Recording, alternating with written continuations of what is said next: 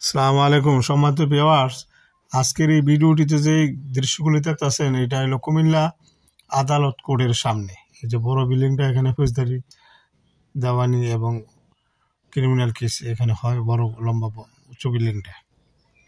তবে আজকে দেখেন এখানে একটা অপ্রীতিকর ঘটনা ঘটছে। ঘটনাটা হলো একজন বাদীকে আসামিরা চোর বলে সন্দেহজনক বা চোরের অভিযোগ দিয়া অনেক মানুষ জড়ো করছে এবং চোর বইলা বাদীকে অনেক মারধর করছে এবং খুব জঘন্যতম মারধর করছে।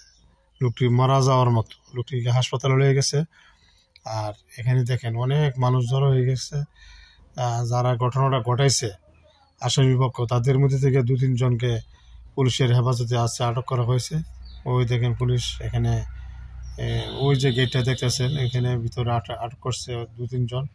আর ওই যে দেখেন যাইতেছে, আরও আটক করছে পুলিশের হেফাজতে। ওই দেখেন পুলিশ টানাটানি করতেছে, হ্যাঁ সাথে লোকেরই বাদীকে মারছে, এরও পুলিশ এখন আটক করেছে।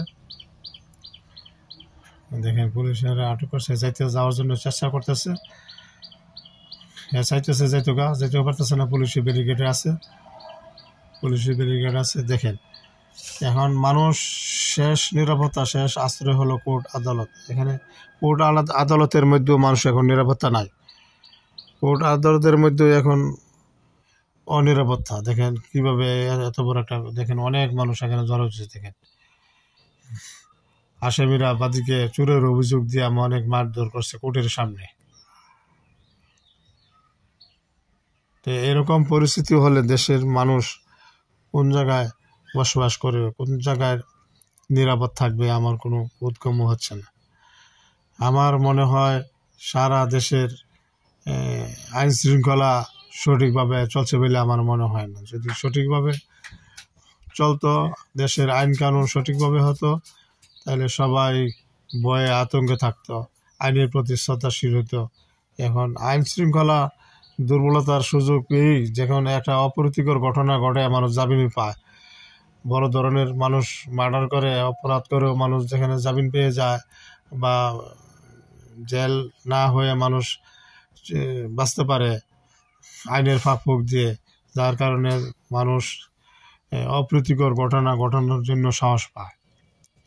তো এই জন্য সবচেয়ে বড় সমস্যা হলো রাজনীতির সমস্যা। রাজনীতির নেতারা যদি নিজেরাই সঠিকভাবে আইনের প্রতি শ্রদ্ধাশীল হয়, আইন রক্ষণ করে, তাইলে আইনের যারা প্রশাসন আছে তারাও সঠিক থাকবে এবং দেশের জনগণও সঠিক থাকবে, এটি আমার মনে হয়। এই দেখেন ওই যে মানুষ অনেকগুলি জড়ো হয়ে আছে, অনেক মানুষ জড়ো হয়ে আছে। আমি মোবাইলটা সরাসরি ভিতরে নিয়ে যেতে পারিনি, অনেক মানুষের ভিড়। ওই যে সিএনজিটা দেখতেছেন, এই সিএনজিটার ভিতরে আহত লুকিয়ে আছে, একদম জঘন্যতম আহত আছে। ওনাকে হাসপাতালে নিয়ে যাওয়া হবে বলে মনে হয়, কুমিল্লা কুচাইতলী সদর হাসপাতালে, সরকারি হাসপাতালে নিয়ে যাওয়া হবে। দেখেন অনেক মানুষ জড়ো হয়েছে।